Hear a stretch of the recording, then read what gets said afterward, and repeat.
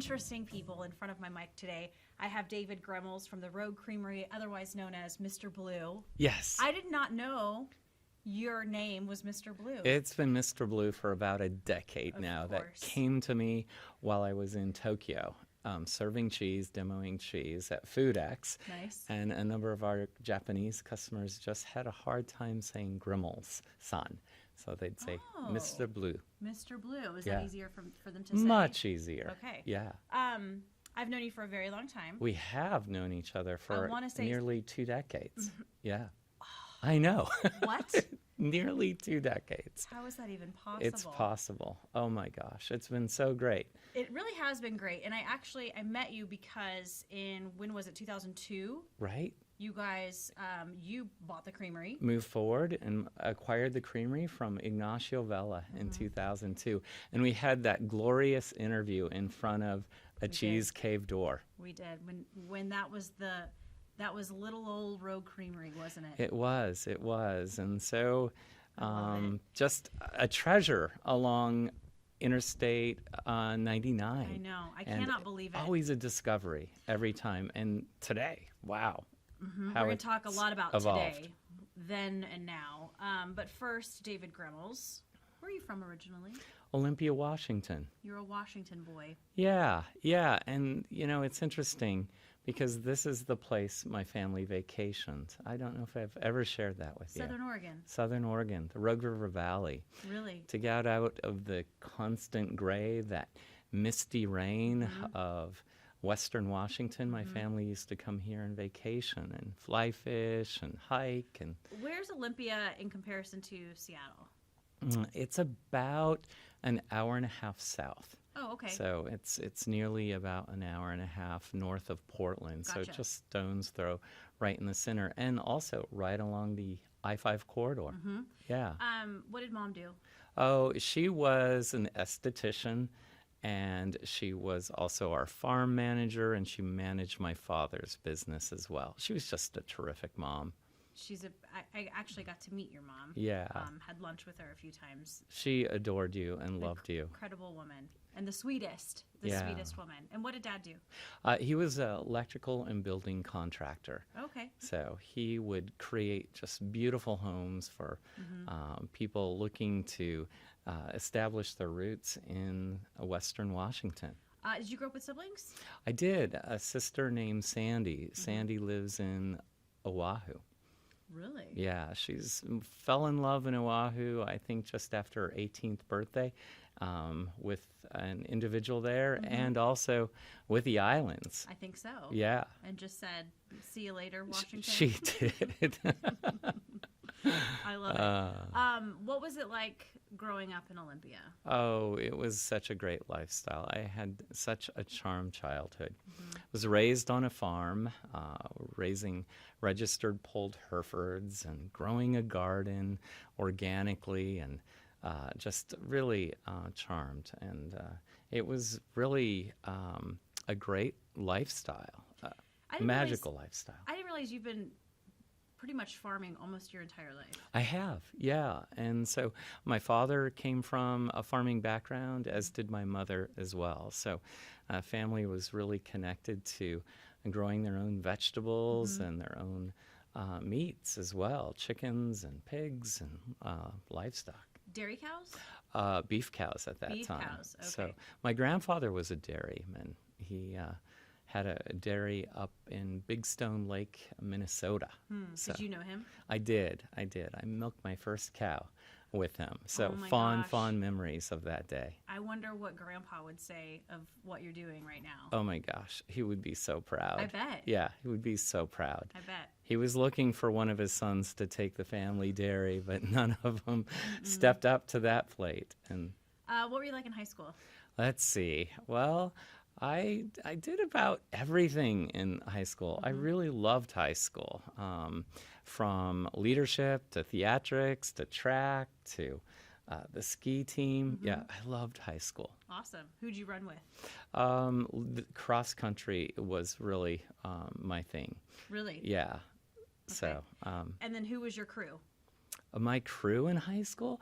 Oh my gosh. So it's so fun that you mentioned that. They actually came down to visit me in Ashland, Oregon about 2 weeks ago, just around high school the buddies? They did, yeah. That's So amazing. I missed our 40th high school reunion. Can you believe it? And so a group gathered and Heavy. said, hey, we're going to come down and visit. So it was a lovely reunion. Yeah. So Susie Moores, one of my dearest friends and neighbors, came down with a group. She gathered and they carpooled, and we met up in Ashland for an evening of memories, sharing memories and lots and lots of laughter. That's the Yeah. best. That's absolutely the best. When you said your family used to vacation in the Rogue Valley. Yes. Where would you guys come? Oh, visit? we would travel down from Olympia, Washington, and we'd go right to Ashland, and we'd either camp at Immigrant Lake or one of the state parks along the Rogue River, and we hit the Shakespeare Festival and just walk the streets of Ashland and Jacksonville, and take some hikes along the Rogue River, fly fish along the Rogue River, as well as the Lower Klamath. So I know you grew up fishing, and you also kind of grew up hunting. I did. Bird hunting, yeah, right? bird hunting. Yeah, upland bird hunting. Okay. So I have some phenomenal German short hairs that are trained up for bird hunting. I've met some of your short hairs. You have. Yep. I currently have Diana and Diva and Augustus. Okay, I haven't met Augustus or Diva. Diva. I have met Diana. You have. Yes. Yeah. They're just so. They're amazing dogs. They're one of the great versatile dogs. They're great water dogs, tracking dogs, of course, retrieving dogs, and they're just great family dogs. Yeah. Did you grow up with I German did. Shorthairs? I grew up with German short hairs. Did you grow up bird hunting too, like with your dad? Grew up Or? bird hunting and fly fishing, a lot of outdoor activities Yeah. and camping with my dad. What did you do after high school? After high school, I went on to university in Parkland, Washington, so Okay. just a stone's throw from Olympia, and I attended Pacific Lutheran University. I was halfway in between my parents' farm in Olympia and my grandparents' house in Tacoma, Washington. So That's kinda it was perfect. perfect. Yeah. What did you want to be when you grew up? Wow, it took a while for me to figure that out, but I decided that I wanted to become a business person. Okay. So I was really taken by John Nordstrom's story. He came to our university and he spoke to our marketing class and shared his story working from the ground up. And I thought that was just a perfect journey. And what a great story. So frankly, that was my first job, working at Nordstrom. Really? Yeah.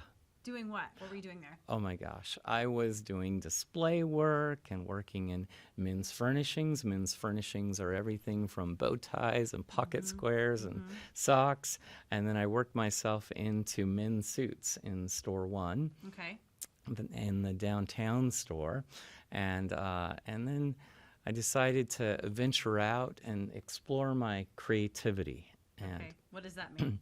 well, I grew up in the crafts, working alongside my father, and learned how to build cabinetry and furniture, and was really enjoyed that part of life and working with my hands. So I opened a furniture company, building custom furniture. Where And did you open that? in Seattle, Washington. Okay. Had a little studio there and created the D.L. Gremmels line of furniture for friends and family and friends of friends. Right. So, yeah. So, when did you decide Nordstrom's just wasn't for you? Or Oh, it still is. I love Nordstrom's. I love shopping there. I love the attitude, right? The customer's always right there. And the customer service is just the highest bar of all bars. So I learned a lot from Nordstrom, and I took that formula into furniture, but I also took that formula along my journey as well as a formula my father gave me. Which is? Always do the right thing and always be gracious. That's good. That's good stuff. Well, you're very stylish. Well, thank you. You are. You always have been. Have you always been a fan of bow ties? Oh, I've always been a fan of bow ties. My grandfather wore a bow tie occasionally. My father wore a bow tie occasionally, and so it's just like German short hair pointers. I think it's just part of who I am. It's yeah, part of you. My DNA, my makeup. And you can tie those Right, yourself. right. As I did this one How and this long one. did it take you to learn how to tie a bow tie? Oh my gosh. I think I just woke up and one day tied a bow tie watching my father and grandfather. Well, if it's in you, then you better know how to do it. Yeah, and this one was a little difficult because as you can see, it's thick. Yes, it's got some It has velvet some velvet. on So one side. yeah, so one tie and that's where I leave it. And do a little adjustment. Of course. You know, it's always the imperfections that make a bow tie stylish. I was just going to say that exact same thing. So you took this idea, this formula, when you were working at Nordstrom's, and I love this cup. David likes my coffee mug. It's yours. My mug's on a mug. I would honor having. I let me say, I would be honored having this It is yours. cup. I would do a pour over every morning with this cup. So fancy. So you decided, working with your dad, that you wanted to open a furniture store. Right, Okay. right. And you did this in Seattle. I did. What year yeah. was this? Oh my gosh, that was 1987. And you're Yeah. making legit, like, dining room tables. Dining room tables, dining room chairs, side tables, armoires, Yeah. beds. Yeah, you name it. Wow. Yeah, I built it all for the home, and I'd also Just you? design it. I had a great team that actually worked alongside of me, so it was a How does great one- lifestyle. How does one open a furniture store? Do you just, because you have the business side, right? Right. So you know how to run a business, but did you just say, this is what I want to do, I need to find some space, I need to find the money to get it started, and then voila?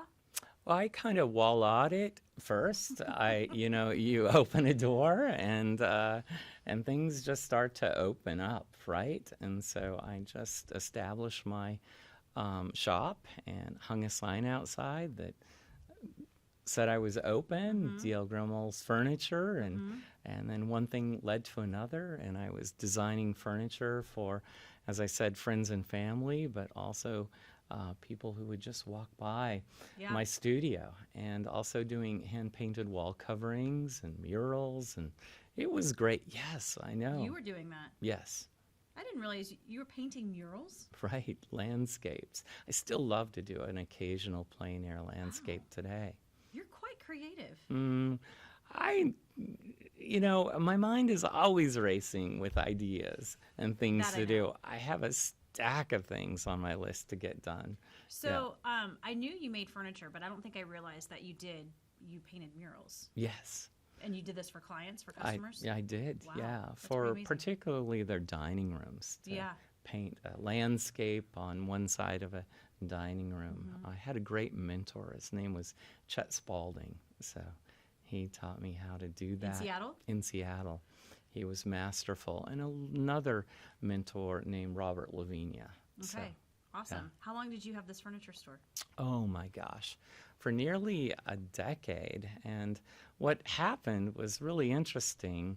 One thing led to another, and I started designing hard goods for catalog mail order companies, and actually doing prototypes and accessories, side tables, table lamps, and side chairs and benches and stools and such, and found myself traveling the world from Argentina to Indonesia, having these made for these mail order companies. Wow. That's So pretty amazing. it just really unfolded, and it was quite fun. And I landed my feet in all places in Park City, Utah, and was working for a mail order company called Sundance, and really enjoyed the culture and the people, and felt like it could be home for a while. Park City, Utah. Park City, Utah. Sundance was like a mail order company. so like I would get a catalog and I would look Right. through, and your stuff would be in there. Yeah, the stuff I designed or sourced, and yeah, it was really great fun. And interestingly enough, that's how I got here, because the senior VP of marketing for Sundance got recruited by a company called Bear Creek Corporation.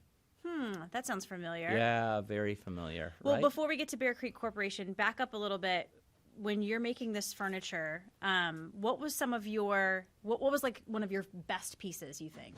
Oh, I really enjoyed doing occasional pieces, accessories, side tables, and room dividers. Yeah, and I think, boy, if I were to think back at You have my a table in your favorite- house, the round table up front. Isn't You that made grand? I did. You made I made that. yeah.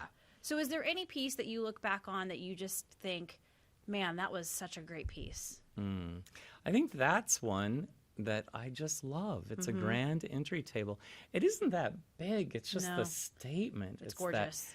thick wood on top, and then with the beautiful metal base to it that's rusted and then finished very natural. I like to study space and materials. So there's lots of space in the base, lifting the diameter of the tabletop, and it gives it elevation, but it also really highlights the materials. How much of your dad is in your furniture making? Oh, totally. Really? Yeah, I was totally inspired by his work.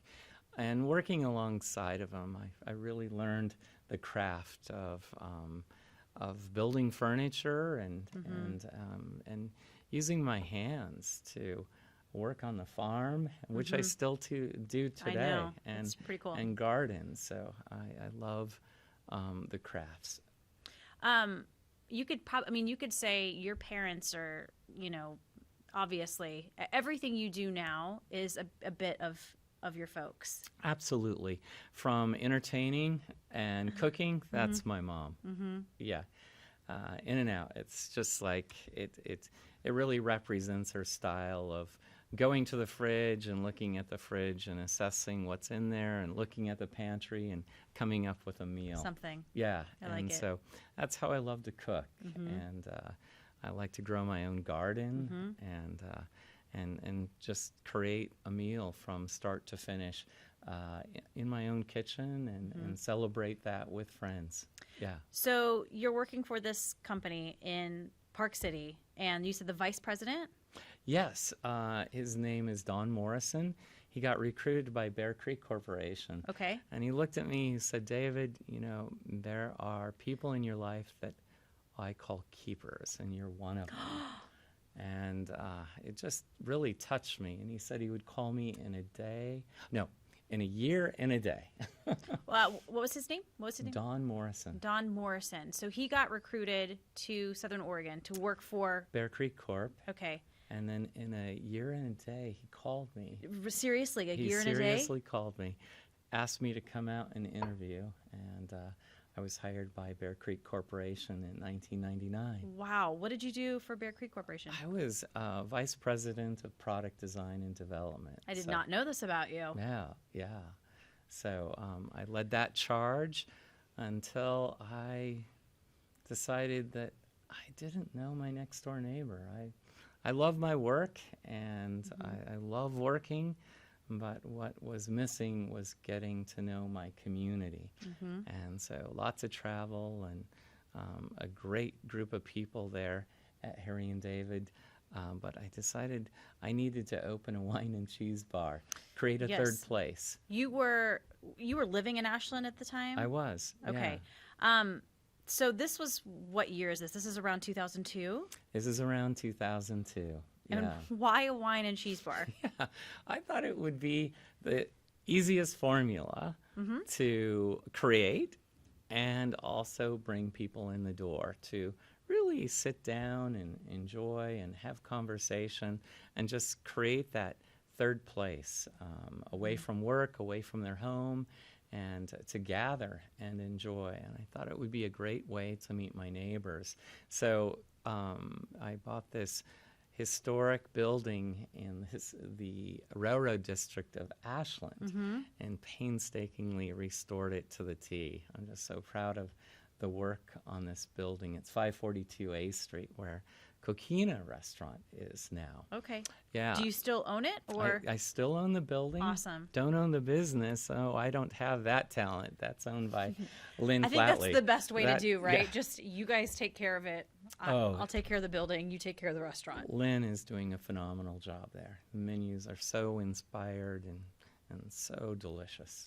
So you want to open this wine and cheese bar. At the time, was that a thing in Ashland that it was needed? Were there other wine and cheese bars? There wasn't. This was the time before Yeah. wine and cheese bars, Yeah. really. And so I thought this would be a great idea, and thought I would serve up some espresso in the morning as well, and it would just be a really nice gathering Yeah. place to meet people. And it became my focus, and I was needing cheese, and that led me to the Rogue Creamery. Okay, so you're obviously doing your research on this. Oh, completely. Okay. Gathered the wines, knew which wines Okay. I wanted, had an idea for the cheeses, went to New England, gathered some cheeses, and everybody said, consider the creamery in your own backyard. Did you even know it existed? I didn't even know it existed. Okay. I was surprised. And it was Rogue Creamery in Central Point. Yeah, at that time it was called the Rogue River Valley Creamery. Rogue River Valley Creamery. What a mouthful. Yeah. No kidding. Yeah. So you go there. I did. Okay. Yeah. It was really a capsule in time. Went in the front door, and then there was, to my right, a sliding glass door, and you had to ring a buzzer, and someone would come up and they say, ask if they could be of help, and say, well, yeah, I'd like to take a look at the cheese. And so went into this small showroom, basically 10 feet by 10 feet, Yeah. and looked at the inventory of blue cheese, cheddar cheese, and farmer's cheese.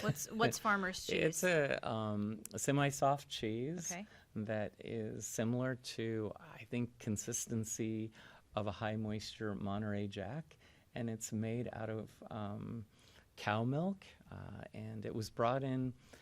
It wasn't actually made there. It was actually brought in from Wisconsin. So they had 3 varieties of cheese, and so I was most interested in the classic signature Oregon Blue Vein cheese. Okay. And a new cheese I had discovered there was Gorgonzola. I didn't even know that brand existed, so I was quite taken with it. And What blue cheese existed in this shop when you were there? just the two. Just the two. Okay. The classic Okay. signature Oregon Blue Vein is what Okay. it was called, as well as Gorgonzola. Just 2 cheeses and a yellow cheddar called My favorite sharp kind. cheddar. Yum. Delish. So, do you decide to use some of these cheeses for your cheese shop? I did. Okay. And I wanted to meet the proprietor, and a friend of mine introduced me at a later time with a proprietor, Ignacio Vella, Ig. as he was known. Yeah. That's how I knew him. Yeah. Was Ig. Talk to me a little bit about Ig from Italy. Right? Well, his father, Gaetano Vella, was from Sicily, and Ig was actually born in Sonoma, and he also worked alongside of his dad, and really enjoyed working at the creamery, making cheese in Sonoma.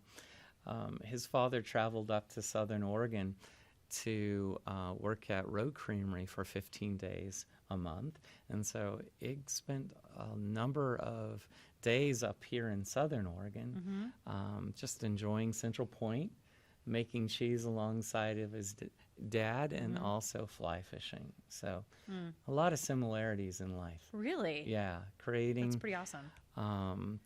food with his hands, as well as really enjoying the outdoors. Okay, so you meet Ig. What are your first thoughts? Well, wow. I was taken back. Yeah. Yeah, a powerful personality. Yes, very powerful. And he really spoke sharply. And I was very impressed by his presence. He decided to take me on a tour. And when I say his presence, speaking about a person who could dress dapperly with his sport coat, and his Really? vest, and his bolo tie, and his hat. So, yeah, that's it, right? Yeah. Oh, fond memories of that individual and many conversations around cheese. Did he take over the creamery from his dad? He did. Okay. Yeah. Do you remember? Do you know what that was? Yeah, that was in 1998. 98. Yeah. Okay. So he took over for his dad, and then this creamery became his. It did. Okay. And so he was working in both Sonoma at Vella Cheese and also working at Rogue Creamery. Okay. Or Wow. Rogue River Valley Creamery, as it was called. So, I mean, you guys have this conversation, and Yeah, and he had some of the classic signature Oregon Blue Vein cheese at the table in the family's cottage, which was just north of the property. It's still there. The building's still there. We use it as a cheesemaker's cottage. So it's where we create new ideas for cheese. But we were sitting there at the kitchen table and enjoying a cup of coffee. And I shared with Mr. Vella I would like to highlight his cheese in my menu, tell his story. If he would give me permission to do that, I would be honored. And he looked at me, he reached into his pocket, and he threw his keys down on the table. And he said, "If you want my cheese, you're going to have to make it yourself." no way. He did. I was just in shock. He said, "I'm going to close her down. You have 3 weeks to decide." And I'm like, what just got thrown my way? So he literally was saying, if you want to make cheese for your cheese, or if you want cheese for your cheese shop, you're gonna have to make it yourself. Yeah, he was ready to close it down. Did you know? You didn't know this? No, and just focus on the creamery in Sonoma, Vella Cheese. So Wow. It was a big surprise. So the other surprise was when he handed me his keys, he said, "It's an open book policy here. Take a look around." There were no books. It was just taking a look around and making my best judgment or misjudgment as to the value of the company and what the future could hold. What's going through your brain at this point? Oh, I was just taken so far back. I had a wine bar in my scope of vision. Right, not a I creamery. worked hard to restore this building and open this up Yeah. and embrace my community.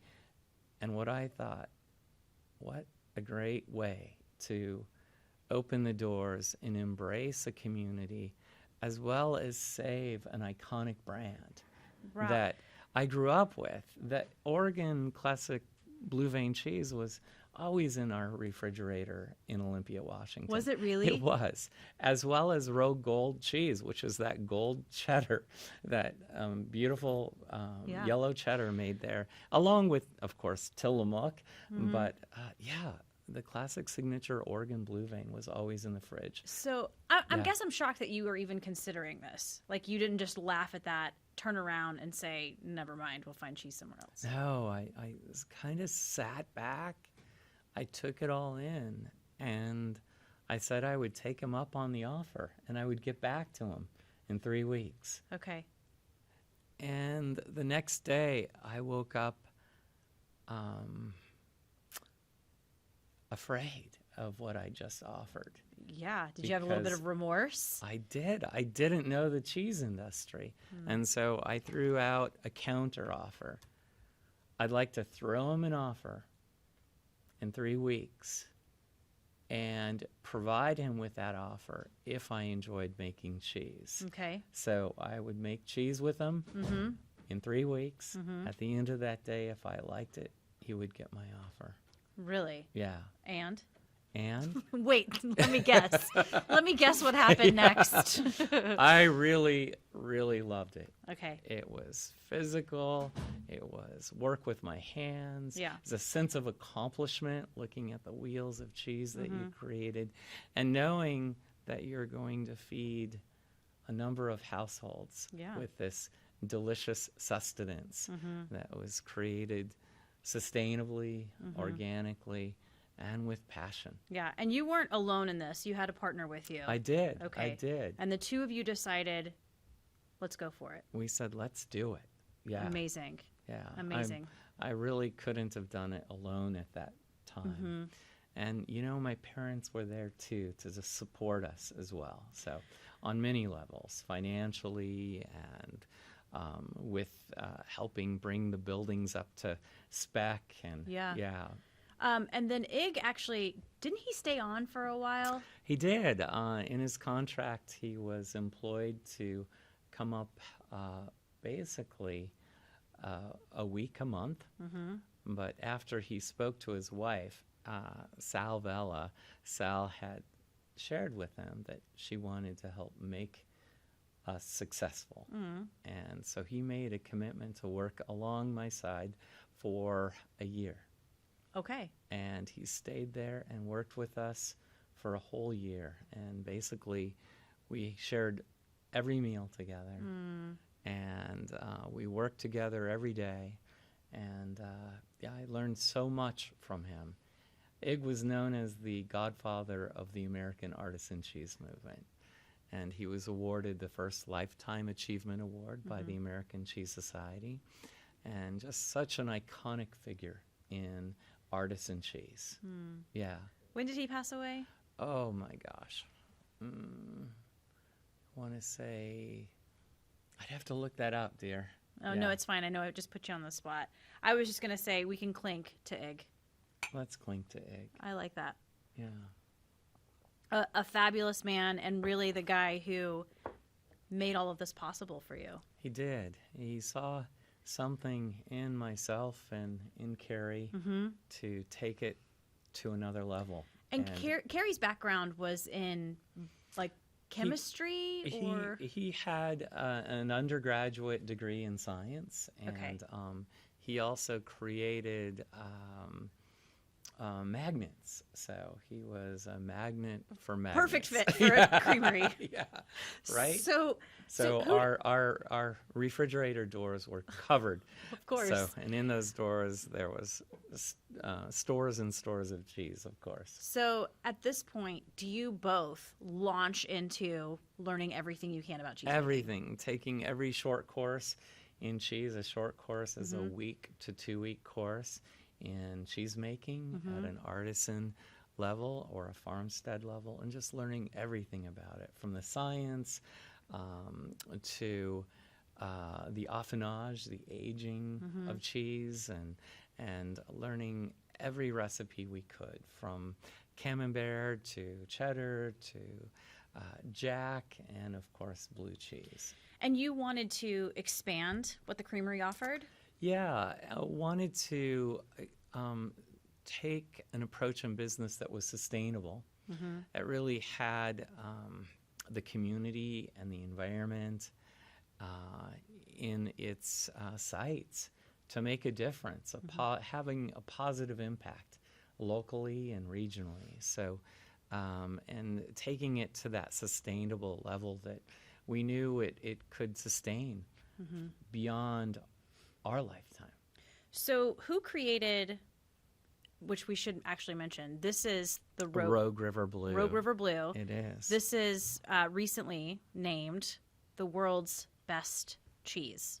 Not the world's best blue cheese, the world's best cheese. Yes, yes. So It's the international, the World Cheese Awards. the World Cheese Awards. Right. I mean, let's back up, I guess, a little bit. When did you take over the creamery? In 2002. Right. Was it, I think it was the following year? Yep, the following year. So I created this cheese in 2002. This cheese. I did. You created this. In the autumn of 2002. Where did this idea come from? Well, I discovered these wheels of Oregon blue. Okay. in the cheese caves at Rogue Creamery that had these just beautiful rinds, very delicate with yeast and Brevibacterium, and just really tacky, but in its touch, but in flavor, just such a discovery of toasted hazelnuts and fruit and berries and a sweetness and a savory note as well that a lot of people hearken to, maybe pancetta or even bacon fat. Okay. Right? Okay. The same, right? But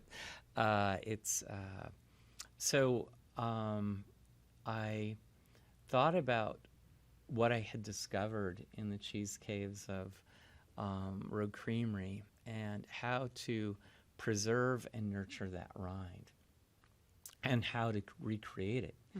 And so I continued to work on that, and in the process thinking about preserving the rind, not in plastic because the rind would just peel away and go away, and Yeah. that's part of the experience, but thinking about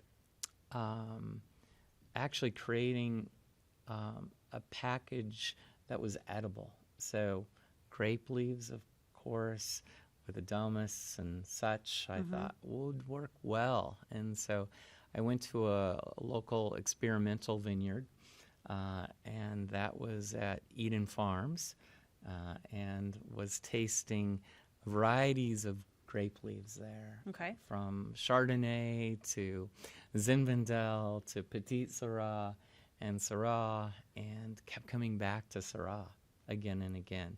I wanted to go to Pinot Noir because of the popularity of Pinot Noir, but Right. I just kept coming back to Syrah. Syrah leaves. And I knew it was right. And then I needed a way to sanitize and preserve the leaves, right?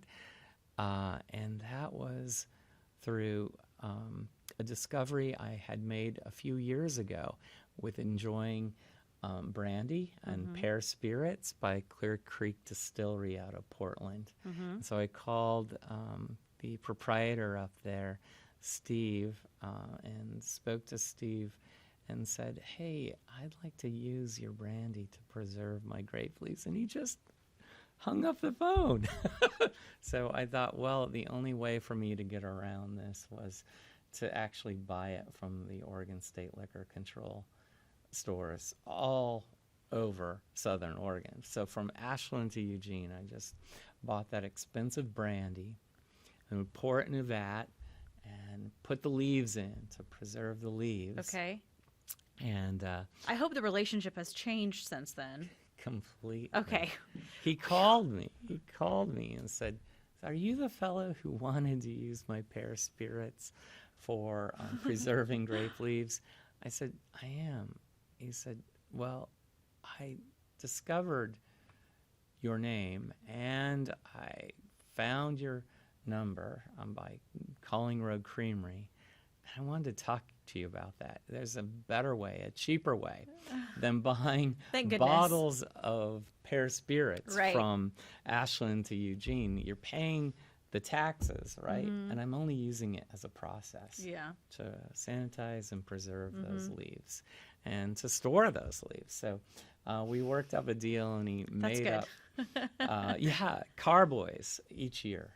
So 5-gallon jugs of this the spirits for me to use. I love it. Yeah. And so you took those leaves that have been essentially steeped, I guess, Right. in pear brandy, wrap them around these wheels, and Right. then Rogue River Blue. And then Rogue River Blue. And so by wrapping the wheel, it really encapsulates the flavors of the Rogue Valley. So you think about the Syrah grape leaves, which are so predominant here, right? And you think about the pear spirits, and everywhere we look, there's pear orchards, from Harry and David Yeah. to Nomis. There's such a history of pear orchards. And of course, our milk comes from our own dairy in Grants Pass. And so that flavor from our organic cows grazing on organic native pastures bordering the Rogue River, all that flavor from the milk, Yes. to the wrapping it just encapsulates not only the spirit and the personality of the Rogue Valley, but the flavor. So this cheese specifically, was it 2002 or 2003? 2003, a year later after I created it. Mm-hmm. Yeah. You guys submit it to the World Cheese Awards? Uh-huh. And it was in London, England that year. Mm-hmm. And so I was a little unnerved. This was a new adventure to wrap blue cheese and grape leaves. It was unheard of. But the flavor was so distinctive, so distinctively Rogue Valley, Southern Oregon. I felt like it was necessary to do, and also to understand how the judges would perceive it. And they liked it. They loved it. They loved it. It not only won the category for best blue cheese over all blue cheeses worldwide, it won reserve champion over all cheeses worldwide. That was like the bottle shock of the cheese world. It was, if bottle shock in 1976 when Chateau Montolino won the panel tasting in Paris, France. It just turned the world eyes on Napa. Well, this turned the world's eyes on Rogue Creamery. Central Point, Oregon. And you joined me for an interview right after that. That was a few months after you guys said, yeah, Ig, we'll take this creamery over. Yeah. That's pretty huge. It is pretty huge. It was a year, actually, it was basically a year and 3 months. Yeah. I was going to say a year and a day, but no, Yeah. a year and 3 months. Right. That's pretty amazing. So it really changed the course of the business for Rogue Creamery. How so? Oh my gosh, the reach, the interest in having a wheel of Rogue River actually came from all over the world, from Japan to Australia to the EU. And so it is and was a raw milk cheese at that time. Right. So we're still creating raw milk Rogue River Blue for the EU, and for the US we're making it pasteurized as well as for Australia.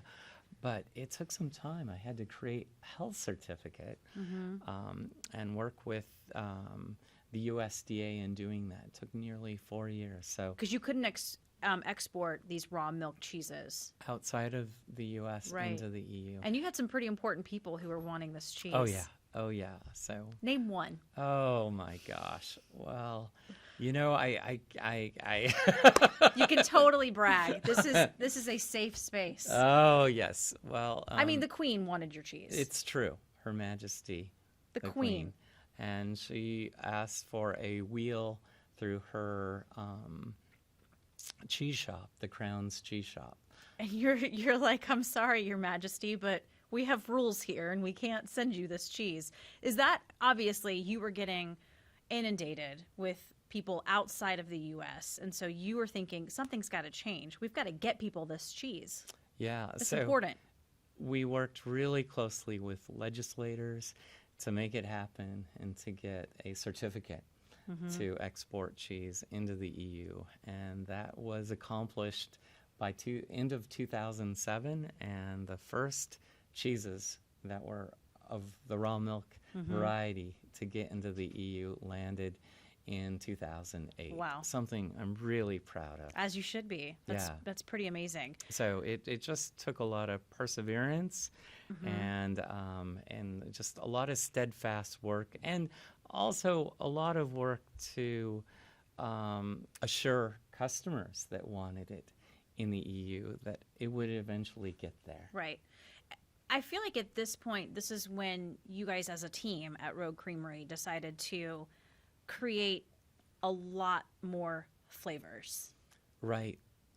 And so it just really started to evolve, and I love the process of product development and creating new experiences. And I found that in creating new recipes in cheese, from Crater Lake Blue, which is another American original using a variety of cultures and blue in a different way. Because in America, as cheesemakers, yes, our foundation is traditional, but yet there are no boundaries for us in cheese making. So we don't need to create a recipe that has been created for multiple generations.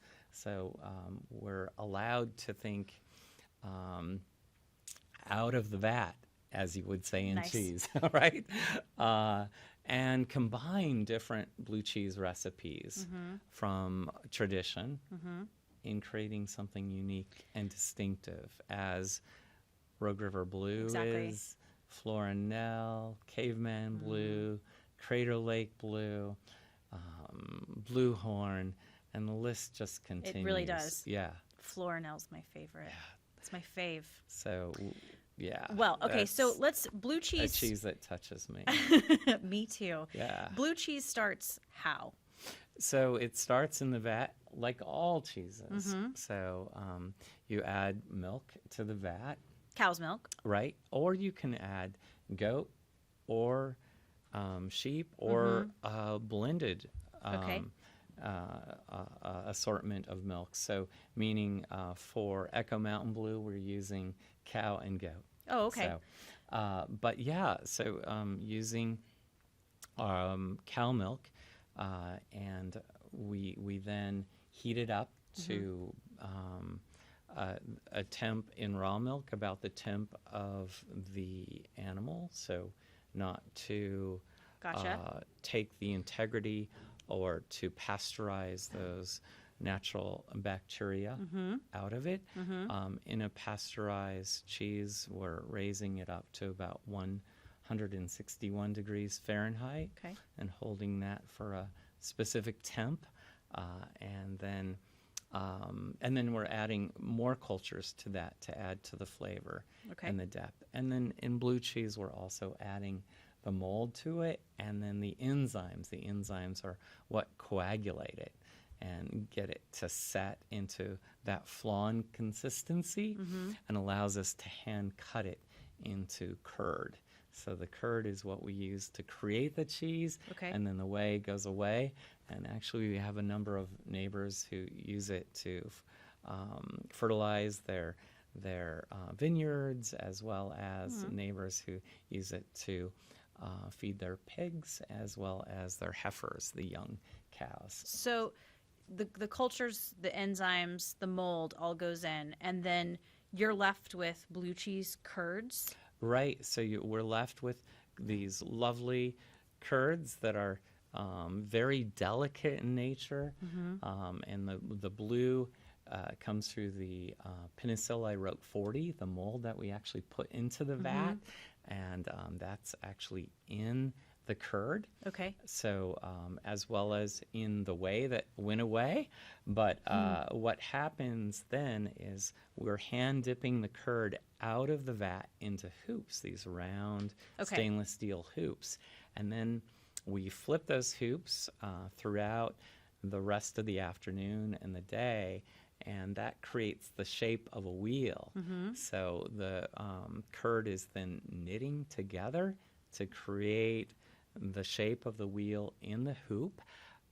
And then in the morning, we'll take the wheel out of the hoop, we'll salt it by hand, and then put it in our aging caves where the real magic starts. Yes. Because the cheese wheels are inoculated by the bacteria and the fungus that have created a relationship in that room with the cheese for now over 8 decades. Exactly. So do you actually inject anything into You the know, wheels? That's a lot of people think that. Yeah, because Trish. when you Yeah. open it up, it looks like you've injected. Right. So what we're doing is we're perforating by hand Okay. veins into the wheel. And by doing that, we're exchanging the gases that are created by the cultures with oxygen Okay. by opening up the wheel and allowing oxygen to go into the wheel. And the gases that are created by the cultures create these lovely little pockets, which we call cheese caves in the wheel. So when you cut open a wheel of cheese, Yeah, you're going to show us little show and tell. you'll get these just lovely little pockets, as you can see right here. And that's where the Penicilliae roqueforti will develop. And then, as you noted earlier, you get these veins. So where one would interpret that as an injection of Penicilliae roqueforti, but no, actually that's where we've hand-pierced the wheel to allow the oxygen to go into the wheel of cheese. And that's what's creating so much blue along that vein. And thereby the original historical name, Oregon blue vein cheese. Yes. Right? This is a blue vein cheese. Because when you took this out of the package, this wasn't blue. It was kind of a more of a yellowy color. Yeah, but when it hits that oxygen, that's when it turns blues. Blue. Right, right. So you can see that Penicilliae roqueforti come alive. Okay. Yeah. And so with cheddar, then it starts the same, right? Yeah, yes, it does. Milk in a large vat. Right, and it just changes by the input. So we're not adding Penicilliae roqueforti, but we're adding different cultures. We're not looking for gas-making cultures in that, but we're adding Monterey Jack cultures, as well as we're adding American cheddar cultures to that. And I believe this is correct, because you gave me a lesson on cheddar when we first met, but the process of cheddaring is actually taking the cheese and flipping it onto itself. Right. Yeah. Okay. So that's actually where cheddar gets its name from. It does. And it also comes from a place in the UK, the Cheddar UK. So that's where this cheese was made. Okay. And the process of cheddaring actually came to be acknowledged in Cheddar UK by actually cheddaring, which is we create these tiles of cheddar. We allow the curd to actually knit on the bottom of the vat, where we're actually letting the curd knit in the wheels into the cheese forms in the blue cheese. So we're not allowing them to rest. So we're harvesting those cheddar or those blue curds and putting them into hoops and letting them knit in the hoop. In the cheddar process, we're allowing the cheddar curds to knit at the bottom of the vat. Right. And we're cutting them into tiles and then lifting them and then stacking them 1 high, 2 high, 3 high, 4 high, 5 high, and then back down to 1, 2, 3, 4, 5. About an hour process to really create a tight knit. That's what the pressure is doing as we stack those cheddar tiles up. But it's also pushing out the whey, right? Because cheddar is a semi-hard cheese and the blue is a semi-soft cheese. Right.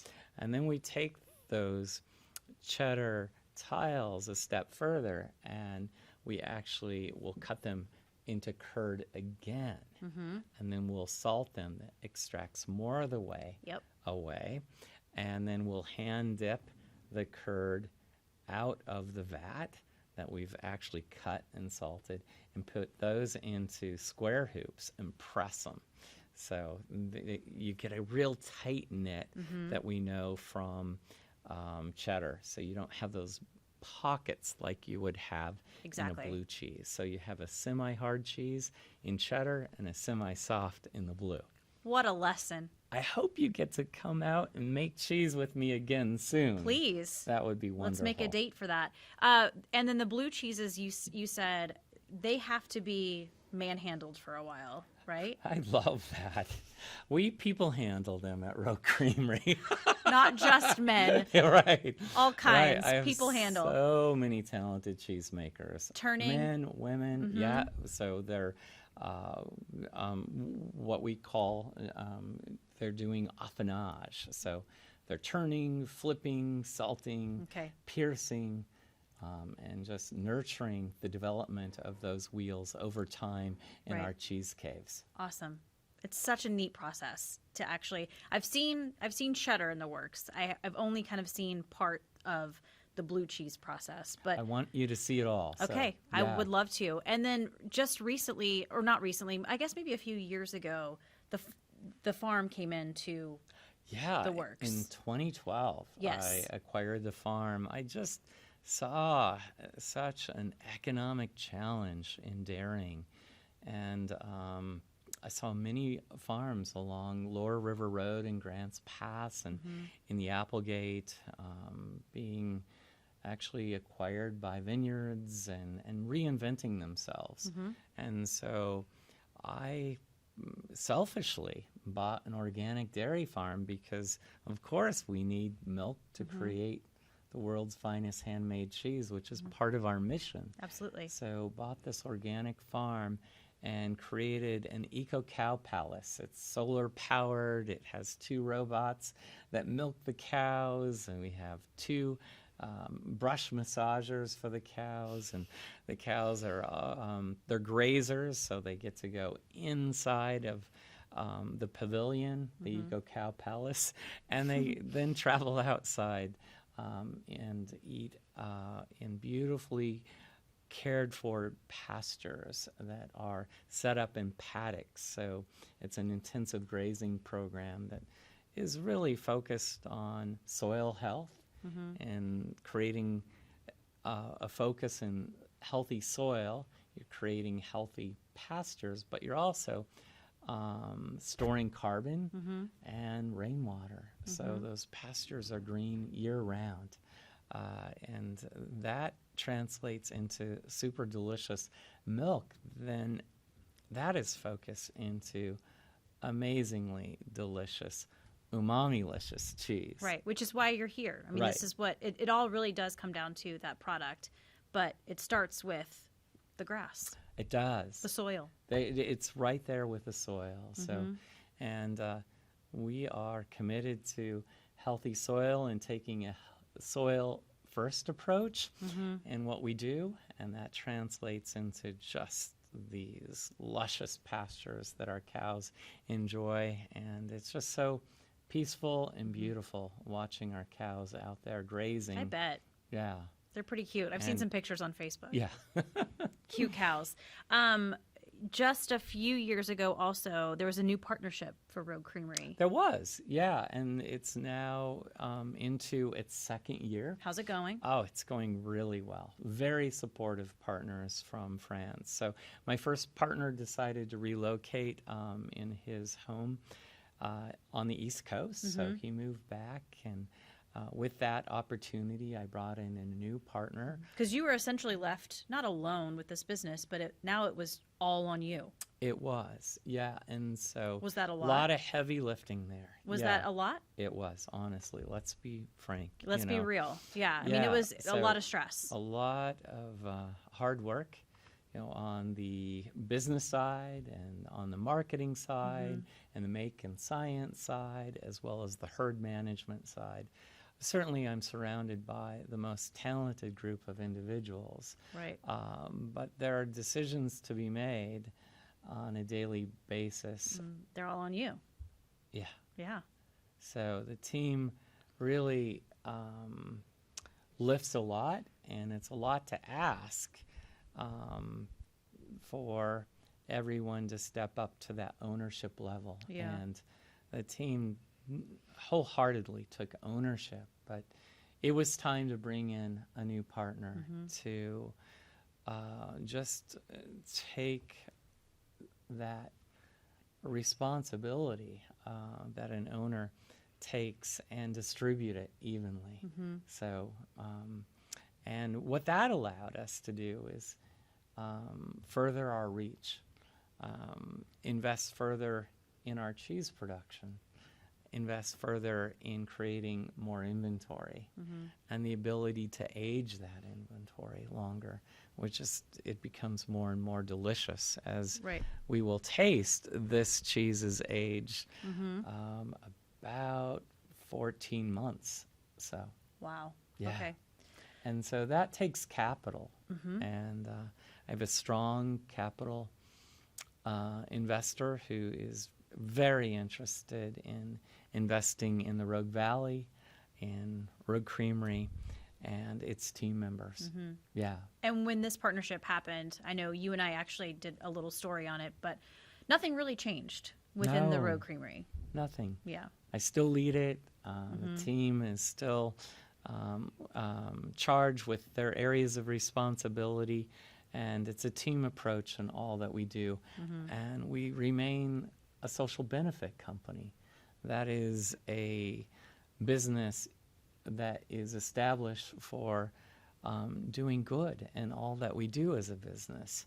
And so it fits with that motto that my father gave me, right? Doing the right thing and to be gracious at like every that. step. And so it's allowed Rogue Creamery to be a business using business as a force of good. We like to use cheese as that force of good. And Very smart. yeah. And so, and making a difference socially, so that's in our community, economically, through the wages, through the banks that we align with, and through the vendors that we support. And environmentally, we're continuing to grow our photovoltaic presence and really invested into rehabilitation of the wetlands that are adjacent to our dairy, as well as focused on building topsoil and conserving energy and valuable resources through recycling, conserving energy. Yeah. Yeah. So Well, this community certainly appreciates the Rogue Creamery and all that you guys do. I appreciate this I community. know you do. I know you do. I couldn't be here today Right. without the support of this community, Trish. You know, it's through the support of the community that allowed us to grow this business sustainably, step by step by step. Right. We're not the queen, but we love you just the same. Oh. We are going to wrap up and get to the final three, but before we do that, just a few months ago, as we mentioned, Rogue River Blue won World's Best Cheese. Unbelievable. Where were the awards were held where this year? In Or Bergamo, last Italy. year? In Yeah. Italy. You weren't there. No. And why I say that, it's just otherworldly, this news. Yeah. Yeah. And How'd you find out? I was wearing my headlamp in my cow field, bucking hay in the hay feeder. And as I was bucking the hay, Blue, an ox that lives on property, with these 20 beautiful heifers that I'm raising to eventually go back to the dairy, was kind of wrestling this hay with his horns and his head. And my phone was just going off crazily in my pocket. So I get the bale of hay in the feeder. I cut the twine, put that in my pocket, look at the phone, and I noticed it was Kathy Strange from Whole Foods Market. And I thought, this is odd. She's called me like 8 times. So I called her back and no answer. And then a FaceTime was coming in. Okay. I thought, well, this is somewhat concerning. Something's going on. I wasn't sure. And so I ran up to the house to get close to Wi-Fi and to get on FaceTime. And it's a colleague from the UK, but he wasn't in the UK. He said, "Hi, this is Jason, David. You did it. I'm calling you from Bergamo, Italy." I was like, "What?" "Yeah, Bergamo, Italy." He's like, "You did it." And we did what? He said, "You won." We won what?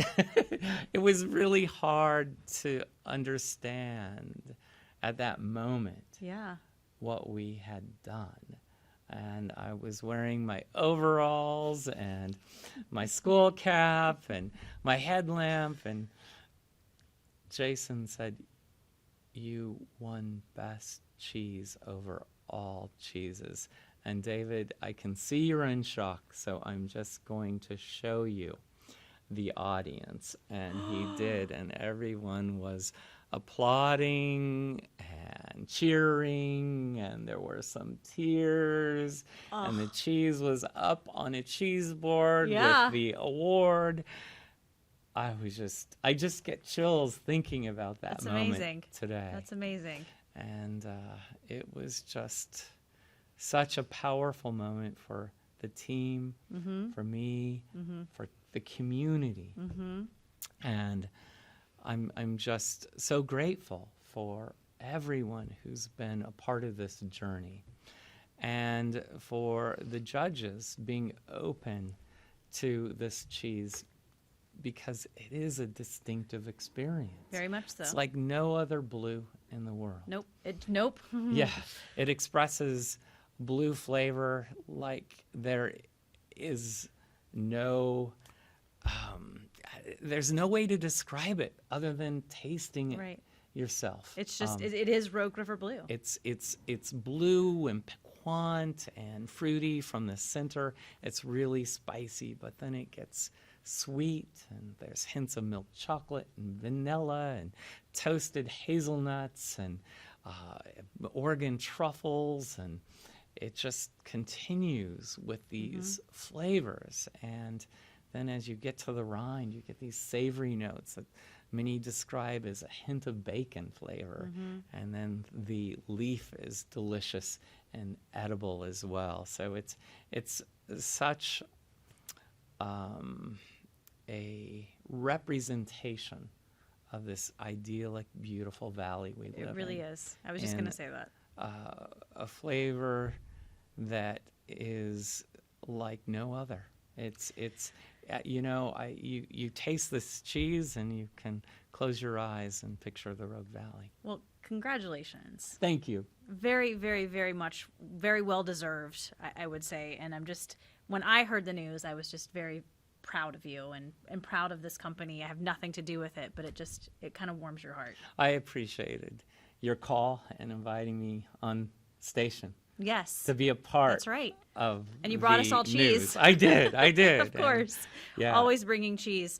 Well, again, it's a huge honor, and I know for everyone here in Southern Oregon, we were kind of all very proud of you, because a lot of us have grown up with the Rogue Creamery. Oh, and have picked leaves with me I know. at Vineyards. Yeah. Thank you. Yeah. And have been really there cool. from day one. So it's, what would Ig say about this award? You know, I think there are two things he would say. One, he'd look at me, he'd nod and say, "Cheese, it doesn't tell time." And what he means by that, a cheese tells its time when it's ready. And you know only when it's ready by tasting it along its journey. And so this cheese ages just over a year and is perfect when it's released. Love it. And no lot is specific to that 1 year release. I taste a wheel from every lot before I release Rogue River Blue with my team. And we're like, yes, let's stage the release out like this. And so cheese doesn't tell time. Doesn't tell time. Okay. And he'd remind me that cheese making is work. It's more work, and it's even more work. Very nice. There's no romance in cheese making. It's work and passion. I love it. Aw, Ig. That's the best. All right, let's get to the final three. Best advice you've ever been given? It's my father, truly. And it's always doing the right thing and being gracious along that journey. Okay, I like that. If you ever left this place, Southern Oregon, what would bring you back here? What would you miss the most? I would miss the community, those individuals in the community, like yourself.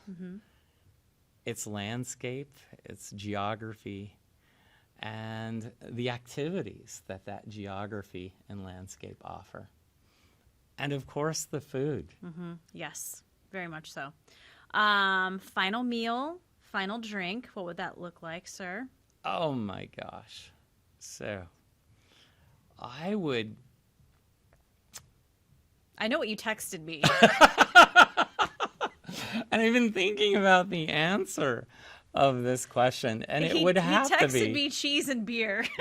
And I really tried to go beyond that. And I'd have to say I would just have a plate of cheese. Perfect. And Rogue Creamery cheese? Rogue Creamery cheese. Okay. Yeah, and I would also pair that with local brews.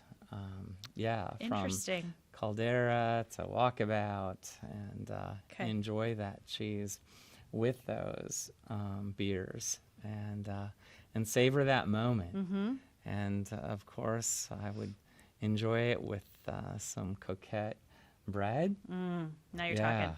And some lovely preserves by Angel Farms. There's a rose petal preserve that goes remarkably well with the Rogue River Blue. So even on the way out, you're still pushing local. Yeah, absolutely. I love it. It's in my blood. It really is. Yeah. David, this has been a lot of fun. It's been great fun. I learned some new things about you. Thank you for inviting me to be on. Well, thank you for being here. And I don't want to be there on your final day, but let's do cheese and beer sometime soon. Let's do it. That'd be fun, right? Yeah, Okay. we'll make it happen. Let's do it this spring. Okay. Done. Done. And I love my new cup. Thank I know. you. You're so cute. If you are listening to this podcast on Apple's podcast app and you like it, please subscribe, rate, and review. It helps other people find us. We're also on Stitcher and Google Play and now on YouTube. Check that out. You can also find the video portion at ktvl.com. Just click on features, and then off script one more time, my very sweet friend, Mr. Blue, David Gremmels of the Rogue Creamery. Thank you so much for being here. Thank you so much, Trish. I've enjoyed every moment.